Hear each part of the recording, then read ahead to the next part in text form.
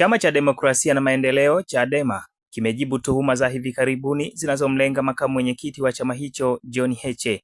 Akizungumza na waandishi wa habari leo Julai 10 mwaka 2026, katibu mkuu wa chama cha Demokrasia na Maendeleo John Mnyika amesema chama kimebaini baadhi ya watu wanapewa fedha kwa ajili ya kumchafua kiongozi huyo. Niwaambie tu kwamba kuna taarifa tulikuwa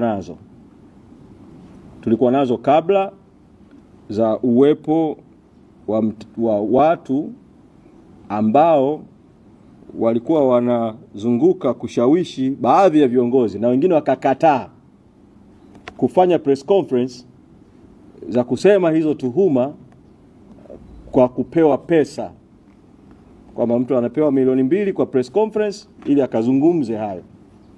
Sasa ukishakuwa na madai hayo na tuliyapata kabla, alafu matukio yakatokea, na kabla yake kuna press conference ilifanywa na mtu ambaye sio kiongozi wa chama, katika hali ambayo inaonyesha kabisa kwamba kuna mpango unaendelea, hatua za kuchukua katika mazingira kama hayo zinakuwa za tofauti sana, kwa sababu hapo sasa hakuna nia njema ya kuzungumza mambo ya chama, ila kuna usaliti na kutumika kutaka kuchafua chama na viongozi wake kwa mazingira hayo tu ya uwepo wa madai ya mipango na rushwa. Katika hatua nyingine, Mnyika amewahakikishia wafuasi wa Chadema kuwa fedha za michango ya tone tone zipo katika mikono salama kwa kuzingatia utaratibu wa utoaji fedha wa chama hicho. Pesa za makao makuu zinatoka zikiwa cheki imesainiwa na katibu mkuu wa chama na mpaka sasa hakujawa na tuhuma zozote popote. Sasa tunaposikia kuna tuhuma zinarushwa kwa viongozi wengine kuhusu matumizi ya pesa za tone tone